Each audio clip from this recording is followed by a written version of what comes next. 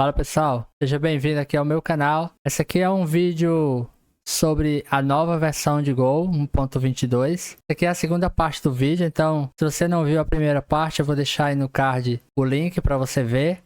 A primeira parte a gente tratou um pouco ali das mudanças aqui da linguagem em relação a mais sintaxe, então a gente mostrou o for, a gente focou aqui também nesses outros tipos, essa função nova do slice, esse tipo novo aqui do database, a parte do pacote handle. E aí, como prometido, eu deixei para esse segundo vídeo a gente tratar das mudanças no ServMux. Então essa aqui foi uma mudança bastante esperada. Já tinha alguns spoilers dela em alguns artigos alguns meses atrás, mas ainda era nível de proposal. E aí, agora em fevereiro, saiu finalmente a versão final, a versão oficial, com as mudanças aí implementadas. Então, nesse vídeo a gente vai tratar sobre esse assunto. Então, a gente vai, antes de começar o vídeo, pedir lá para você, se não se inscreveu ainda no canal, se inscreve aí para ver se a gente consegue chegar aí nos 1000 inscritos aí, quem sabe até o meio do ano. Então ajuda, se inscreve se ainda não for inscrito, deixa o like no vídeo. Se quiser, comenta também, pedindo aí novos assuntos ou fazendo alguma crítica e sugestão ao vídeo. Belezinha? Então bora lá para esse vídeo de hoje que vai ser bem bacana. Então eu vou abrir aqui a documentação do ServMux e a gente vai navegar aqui um pouco, entender por cima e depois a gente vai fazer ali na prática quais foram essas mudanças. Então, como eu falei, essa mudança aqui no ServMux, ela foi bem esperada, porque era uma coisa que a comunidade Go, no geral, sentia falta na biblioteca padrão. A gente sabe que a biblioteca padrão ela tem um excelente suporte para a construção de aplicações web. Então, você tem template, você tem request, você tem para fazer API.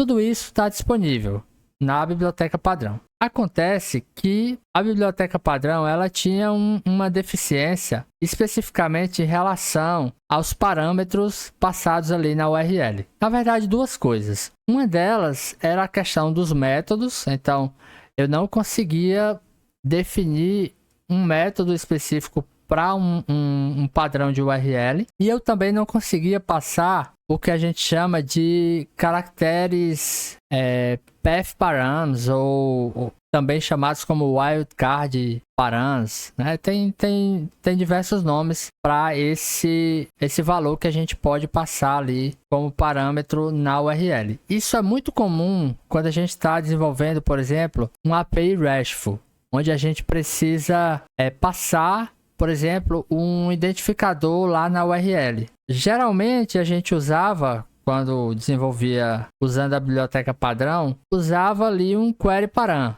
Então eu passava ali uma interrogação, ID igual a, sei lá, 10. E aí lá na hora de fazer a leitura eu lia aquele parâmetro a partir daquele ID passado. E aí várias bibliotecas resolviam, né, esse problema. Então a gente tem uma série de bibliotecas em Go, sei lá, o T é uma bem famosa. Então a gente tem aqui, ó, o GoT, que ela tem esse suporte. Então se eu vier aqui, ó, por exemplo, ó, aqui eu estou definindo o método, né? Então eu defino a rota, defino o método que é aquela rota aceita. Então isso aqui só aceita o get. Eu posso definir parâmetros também aqui, ó, path params. Então eu posso passar desse jeito e basicamente era isso. Então eu tenho outras bibliotecas, por exemplo, o Echo. Echo também é uma famosa. Ela é um pouco mais minimalista, ela é uma biblioteca bem pequena. Ela também tem esse suporte. Se eu abrir aqui, ó, vamos ver aqui, route. Então, ó, mesmo jeito aqui eu consigo passar parâmetros. Inclusive isso aqui a gente vai ver que ficou bem parecido aqui no Go. Desculpa, na biblioteca padrão. Então, não vou dizer que foi copiado, mas foi inspirado, né? Então, tá aqui, ó. Então é dessa forma que você usa nesse pacote. Então, 2 pontos, ID. Aqui no T entre chaves. Então, cada biblioteca definiu o seu modelo. Então, por causa disso, Go, a biblioteca padrão, ela demorou um pouco a definir esse padrão, porque a comunidade meio que já estava usando isso em vários pacotes. E aí ela resolveu, nessa versão 1.22, disponibilizar isso e disponibilizar uma sintaxe nova para isso. E a sintaxe ficou dessa maneira aqui. Então, eu passo... Vamos aqui na documentação, que é mais fácil. Então, o padrão ficou assim, ó. Um método que... O que está entre colchetes aqui é opcional. Então, o método que é opcional. Depois do método, eu tenho um espaço, que ele fala aqui, ó. It must be followed by a single space. Em seguida, eu tenho o host, que também é opcional. E eu tenho o barra. O barra sim é obrigatório. Então tem que ter pelo menos ou uma barra ou mais alguma coisa depois. E esse alguma coisa depois é o path, que também é opcional. E aí o path, dentro desse path eu posso passar parâmetros. Bom, mas vamos ver como que na prática isso aqui se configura. Outra coisa bem interessante é que essa mudança ela não trouxe muita quebra. Eles tentaram, ele tem aqui deixa eu achar aqui, pronto, aqui ó, compatibilidade. Algumas coisas não vão funcionar, isso aqui é o que ele está chamando aqui ó, de backward incompatible. Então essa parte aqui especificamente, ela causa uma certa incompatibilidade com a versão anterior. Se eu estiver usando, por exemplo, um parâmetro desse jeito aqui numa URL, sem passar, por exemplo, um método, isso aqui pode ser que dê problema em relação à versão 1.21. Mas a gente vai ver todos esses detalhes aqui na prática. E aí, só lembrando, a forma como essas URLs são mapeadas não mudou. Então, continua sendo o mesmo modelo de match. Então, o mais específico vai ser chamado primeiro e depois o mais geral vai ser chamado por último. Na versão anterior, quando eu tinha somente um barra ou qualquer URL terminado com barra, isso significava que essa URL era uma espécie de URL coringa. Ele chama de, acho que é subtree URL, que ela permite que eu tenha outras sub-URLs ali dentro. Porém, se terminar com barra, qualquer coisa que passar daquele barra vai ser recebido por aquela URL. E agora, na versão 1.22, ele tem esse modelo aqui, esse wildcard especial, que ele faz com que aquela URL agora, ela só dê o match. Eu não lembro a palavra para dar o match, enfim, ela só vai bater aquele parâmetro, aquele padrão, se for especificamente aquela barra. Então, isso aqui traz uma pequena mudança. Então, bora lá, vamos para o código e ver como que isso aqui se comporta. Eu vou criar aqui uma handle func. Deixa eu importar aqui o pacote HTTP. Não, por que ele não está importando? Pronto, alguma maluquice aqui do meu VS Code. Vou usar o modelo tradicional aqui, até para a gente ver que isso não foi quebrado na versão nova. Então vou colocar aqui, ó, barra, vou criar aqui uma func e vou só fazer o seguinte, vou retornar fmt fprintf. Meu VS Code aqui tá bem lento. Vou colocar aqui w e vou passar aqui, chamou o barra. Vou salvar, vou dar um http listen serve. Vou colocar aqui na porta 8000 e eu vou passar new. Pronto, então eu tenho esse padrão aqui de URL e eu vou criar um segundo só para a gente entender essa diferença. Então eu vou colocar aqui um A. Só isso. Então chamou o barra A. Então eu tenho dois padrões de URL. Na versão 1.21, esses dois métodos, eles aceitam essas duas funções, elas aceitam todos os métodos possíveis. Então eu posso fazer um get, eu posso fazer um push, eu posso fazer um put, um delete, e ele vai aceitar para os dois. Essa segunda URL, como ela é mais específica do que essa, ela pode conviver dessa forma aqui. Eu posso criar duas URLs desse jeito e vai funcionar. Então ele vai, se eu passar barra A, ele vai vir para cá especificamente. Se eu passar só barra, ele vai vir para cá. E se eu passar barra B, para onde é que ele vai? Então você já deve, se você já conhece a biblioteca padrão, você sabe que ele vai vir aqui para o barra também. Então vamos ver isso aqui na prática. Pronto, agora eu vou acessar aqui localhost 8000 e vou passar só o barra. Então ele chamou aqui o barra. Se eu passar barra A, ele vai chamar o barra A. Se eu passar o barra B, ele vai para onde? Exatamente, vai para o barra. Então o barra é como se fosse uma espécie de coringa aqui. É como se aqui tivesse um asterisco. Qualquer coisa que tiver depois de barra que não seja exatamente essa segunda URL, ele vai cair aqui. Então era dessa forma que funcionava na biblioteca, só falo biblioteca, na versão 1.21. Agora eu consigo colocar aqui esse padrão de URL para fazer com que essa URL, desculpa, não é assim, é assim. Para fazer com que essa chamada aqui, ela só aconteça para o barra. Então ela não vai ser mais aquele, como é que a gente chama? Backoff? Acho que é backoff. Não vai ser mais aquele backoff para as outras URLs. E aí eu preciso passar também o método específico que ela vai aceitar ali naquela URL. Então dessa forma, se eu passar desse jeito aqui e a gente tentar executar goramen.go, então agora a gente vai acessar, e se eu chamar aqui ó, o barra B, antes o barra B ele ia para o barra, então se eu chamar aqui ó, o barra, ele vai para o barra. Se eu chamar o barra A, ele continua indo para o barra A. Se eu chamar agora o barra B, ele não vai mais para o barra, ele vai dar um page not found, porque agora eu só aceito nesse padrão aqui o que for literalmente o barra. E não só isso, eu também só aceito que for o barra e que for o método get. Então se eu tentar, por exemplo, executar aqui ó, um teste.htp, eu estou usando aqui um utilitário aqui, uma extensão do VS Code. Se eu tentar fazer um post para localhost 8000 barra e eu tentar executar essa request, ver se eu esqueci alguma coisa, não.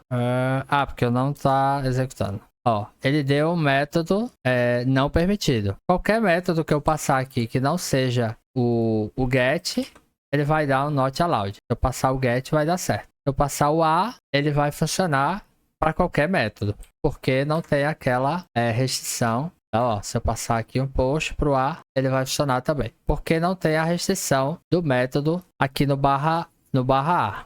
Esse é o primeiro detalhe.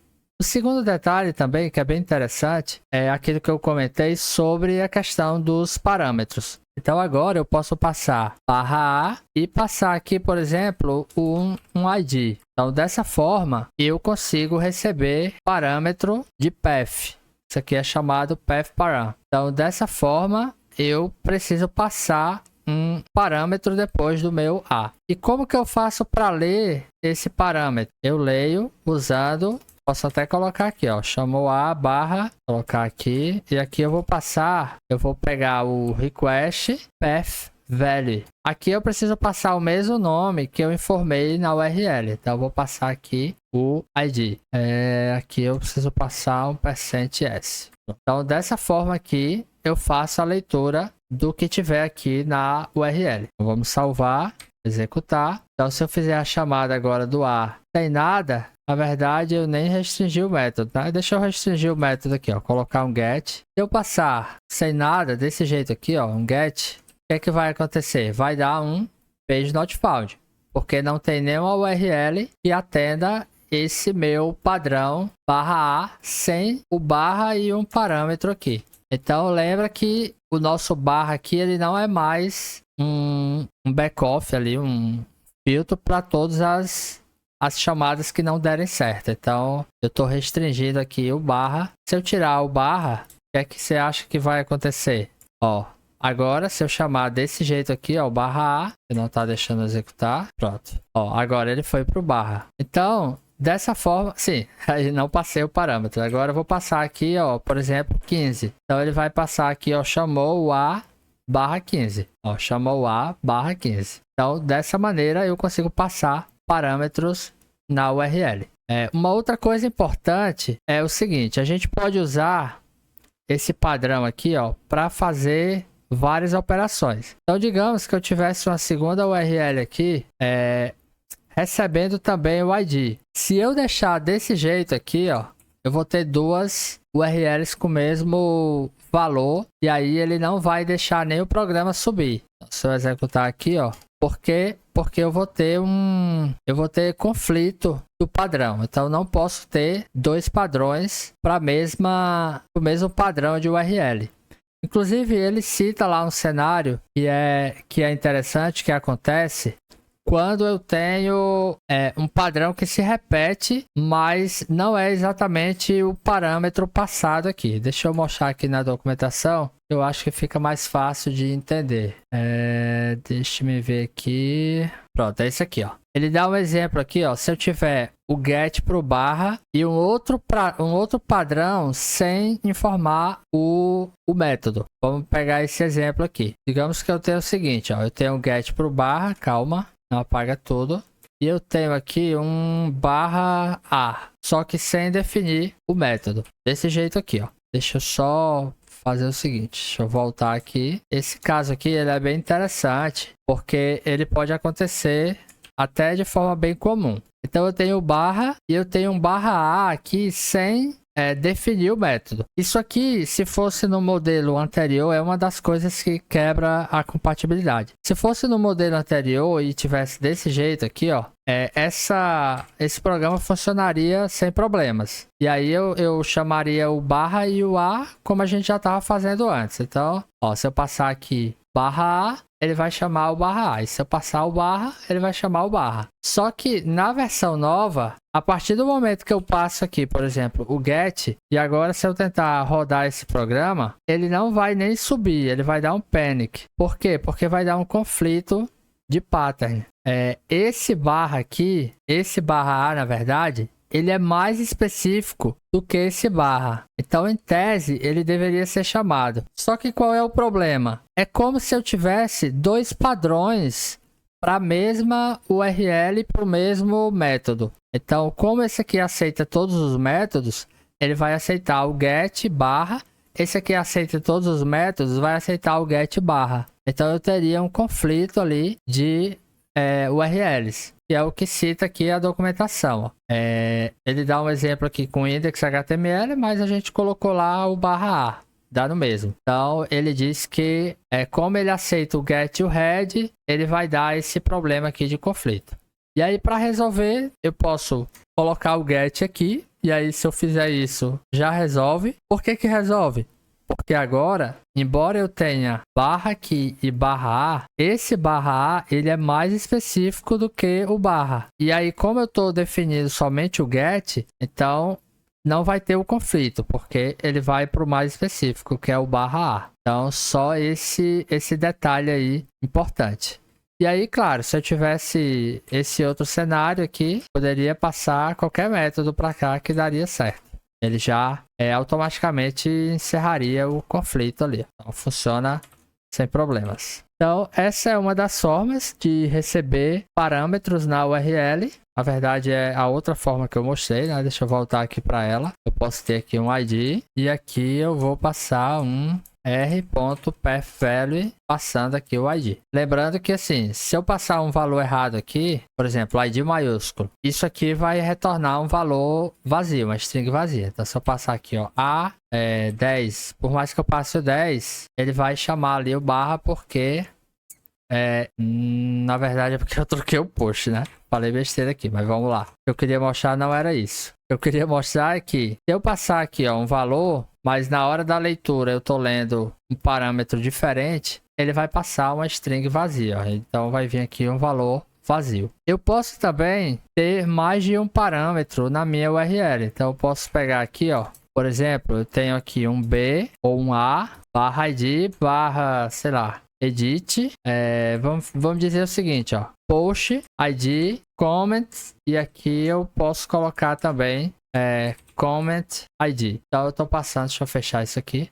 Eu estou passando mais de um parâmetro. Isso aqui também é possível.